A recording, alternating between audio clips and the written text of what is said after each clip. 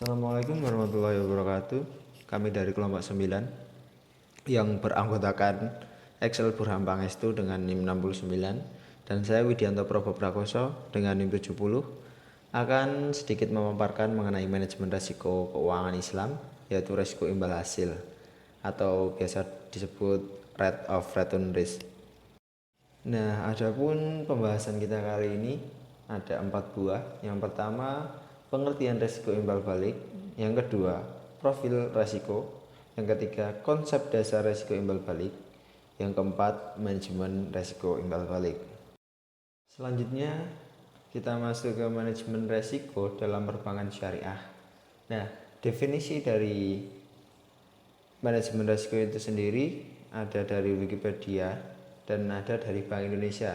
Tapi dari penjelasan keduanya bisa kita simpulkan bahwa manajemen risiko merupakan sistem yang digunakan untuk mengelola risiko tersebut agar tidak merugikan dan risiko harus terukur agar bisa diterima objektif oleh pihak-pihak yang berkepentingan. Nah, risiko dapat dibedakan atas dua kelompok besar. Yang pertama systemic risk, yang kedua unsystemic risk.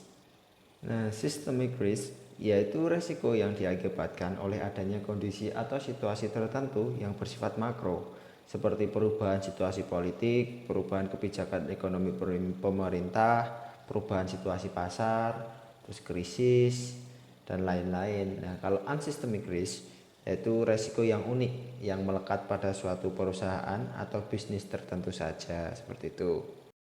Nah, di sini ada bagan-bagan macam-macam risiko yang dihadapi oleh bank. Risiko yang dihadapi oleh bank itu banyak sekali, tapi di sini kita akan fokus di risiko imbal hasil. Jadi teman-teman bisa baca aja bagan-bagan yang ada di situ. Jadi apa aja sih risiko yang dihadapi oleh bank? Nah, pengertian risiko imbal hasil. Risiko imbal hasil terjadi akibat perubahan tingkat imbal hasil yang dibayarkan bank kepada nasabah dan mempengaruhi perilaku nasabah.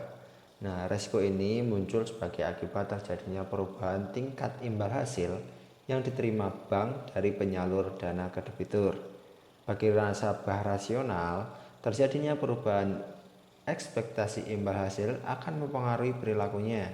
Perubahan ekspektasi ini dapat disebabkan oleh faktor internal seperti menurunnya nilai aset bank, turunnya pendapatan bagi hasil, terus gagal bayarnya debitur, dan faktor eksternal seperti naiknya imbal hasil yang ditawarkan oleh bank lain. Selanjutnya ada profil risiko. Nah, profil risiko sebenarnya tidak jauh beda dari slide sebelumnya yang kita menjelaskan mengenai pengertian risiko imbal hasil tadi. Di sini juga terdapat seperti apa sih yang menyebabkan risiko itu muncul seperti itu. Terus ada juga perubahan ekspektasi disebabkan oleh apa, faktor internal dan faktor eksternal seperti di slide sebelumnya. Selanjutnya kita masuk ke perbedaan risiko imbal hasil dengan risiko tingkat suku bunga. Di sini ada tabel yang bisa kita lihat. Di sini ada itemnya yaitu risiko imbal hasil sama dibandingkan risiko tingkat suku bunga. Terus sini ada sumber pendapatan sama besaran kembalian. Nah, kalau dari risiko imbal hasil, nah ini bank syariah campuran dari investasi berbasis markup dan investasi berbasis ekuitas sehingga ketidakpastian lebih besar. Terus dari risiko tingkat suku bunga, bank konvensional beroperasi pada surat berharga berpenghasilan tetap berbasis bunga pada aset sehingga tidak kepastian akan tingkat kembaliannya diterima atas investasi yang dipegang sampai jatuh tempo akan lebih kecil. Itu dilihat dari sumber pendapatannya. Kalau dari besaran kembaliannya, nah risiko imbal hasil ini tingkat pengembalian simpanan di bank syariah telah diantisipasi tetapi tidak disepakati sebelumnya.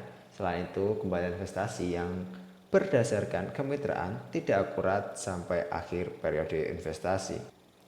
Kalau dari tingkat suku bunga, tingkat pengembalian dari simpanan di bank konvensional telah ditentukan sebelumnya. Yang selanjutnya itu ada konsep dasar risiko imbal hasil. Menurut Peraturan Bank Indonesia Nomor 5/8/PBI/2003 tentang penerapan manajemen risiko bagi bank umum untuk mengatur agar masing-masing bank menerapkan manajemen risiko sebagai upaya meningkatkan efektivitas prudensial banking khususnya. Pasal 35 UU 21 tahun 2008, Bank Syariah dan UUS dalam melakukan kegiatan usahanya wajib menerapkan prinsip kehati-hatian. Pasal 38 UU 21 tahun 2008, Bank Syariah dan UUS wajib menerapkan manajemen risiko, prinsip mengenal nasabah dan perlindungan nasabah. Ketentuan sebagaimana dimaksud pada ayat 1 diatur dengan Peraturan Bank Indonesia. Yang selanjutnya PBI Pasal 2 Ayat 1 Nomor 9/1/PBI/2007. Bank wajib melaksanakan kegiatan usaha berdasarkan prinsip kehati-hatian dan prinsip syariah dalam rangka menjaga atau meningkatkan tingkat kesehatan bank.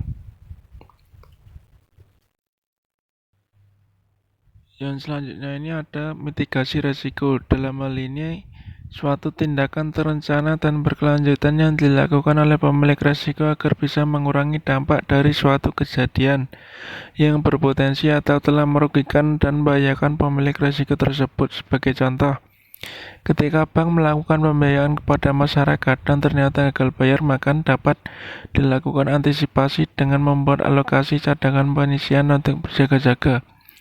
Di sisi lain, bank dapat meminta jaminan atau agunan ketika nasabah tersebut gagal bayar sehingga kerugian bank dapat diminimalisasi.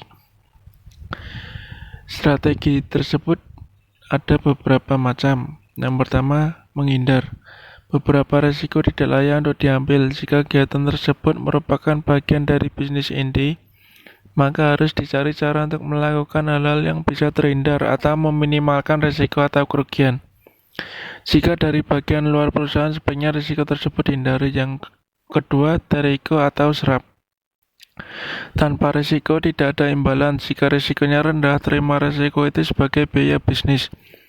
Bank bisnis mencadangkan dana kontingensi atau membuat rencana kontingensi untuk meminimalisasi kemungkinan risiko yang tidak diharapkan. Yang ketiga, transfer. Transfer risiko adalah proses mentransfer setiap kerugian kepada pihak ketiga seperti menggunakan jasa asuransi. Cara lain mentransfer risiko adalah dengan mengoutsource kegiatan tersebut kepada pihak ketiga. Yang keempat, kontrol. Kontrol merupakan prosedur untuk mencegah terjadinya atau mendeteksi risiko bila sudah terjadi. Jika risiko memang pantas untuk diserap dan merupakan bagian dari kegiatan operasi bank, maka kontrol dapat digunakan untuk memitigasi dan mengelola risiko. Yang selanjutnya ada manajemen risiko imbal hasil.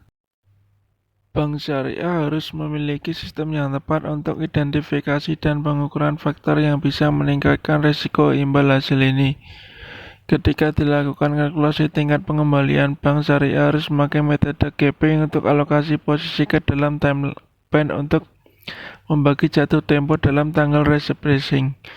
Tingkat aset yang tepat dan mengembang oleh bank syariah harus diklasifikasikan sesuai dengan tanggal piutangnya karena kembalian piutang ini mempresentasikan dana investasi modal riba secara langsung dan memiliki keuntungan pemilikan dari aset. Proses pengukuran adalah penting untuk melihat potensi ancaman yang ada dan material terdapat memberikan dampak pada posisi neraca. Bank syariah akan memastikan apakah mereka memahami karakteristik yang berbeda dari posisi neracanya pada mata uang yang berbeda di mana-mana beroperasi. Selanjutnya, untuk memitigasi resiko disbayat komersial, bank syariah perlu mempertimbangkan dan memelihara serta menginformasikan pertimbangan level saldo dari yang tepat. Beberapa bank syariah memelihara proporsi terkait dengan nasabah investasi melalui cadangan dengan tujuan perataan laba kepada investor dan biasanya untuk berjaga-jaga apabila kembaliannya di bawah pesaing. Implikasinya adalah bahwa saldo cadangan ini akan meningkat dalam beberapa tahun. Manajemen risiko untuk imbal hasil ada 5. Yang pertama, low. Dengan mempertimbangkan aktivitas bisnis yang dilakukan bank, kemungkinan kerugian yang dihadapi tergolong sangat rendah selama periode waktu tertentu di masa datang. Yang kedua, Low to moderate. Dengan mempertimbangkan aktivitas bisnis yang dilakukan bank, kemungkinan kerugian yang dihadapi tergolong rendah selama periode waktu tertentu di masa datang. Yang ketiga, moderate. Dengan mempertimbangkan aktivitas bisnis yang dilakukan bank, kemungkinan kerugian yang dihadapi tergolong cukup tinggi selama periode waktu tertentu di masa datang. Yang keempat, moderate to high. Dengan mempertimbangkan aktivitas bisnis yang dilakukan bank, kemungkinan kerugian yang dihadapi tergolong tinggi selama periode waktu tertentu di masa datang. Yang kelima, high. Dengan mempertimbangkan aktivitas bisnis yang dilakukan bank, kemungkinan kerugian yang dihadapi tergolong sangat tinggi selama periode waktu tertentu di masa datang. Yang selanjutnya ada penetapan peringkat kualitas penerapan manajemen risiko untuk risiko imbal hasil. Peringkat kualitas yang dibuat oleh OJK harus diterapkan dalam perbankan syariah, diantaranya sebagai berikut. Yang pertama ada strong. Kualitas penerapan manajemen risiko imbal hasil sangat memadai meskipun terdapat kelemahan minor, tapi kelemahan tersebut tidak signifikan sehingga dapat diabaikan. Yang kedua ada satisfactory. Kualitas penerapan manajemen risiko imbal hasil memadai meskipun dapat kelemahan minor, tapi kelemahan tersebut dapat diselesaikan pada bisnis normal. Yang ketiga, fair. Kualitas penerapan manajemen risiko imbal hasil cukup memadai meskipun terdapat kelemahan minor, tapi kelemahan tersebut membutuhkan perhatian manajemen. Yang keempat ada marginal. Kualitas penerapan manajemen risiko imbal hasil kurang memadai, terdapat kelemahan signifikan pada berbagai aspek manajemen risiko imbal hasil yang membutuhkan tindakan korektif segera. Yang kelima ada unsatisfactory. Kualitas penerapan manajemen risiko imbal hasil tidak memadai, terdapat kelemahan signifikan pada beberapa aspek manajemen risiko imbal hasil di mana tidak penyelesaiannya di luar kemampuan manajemen.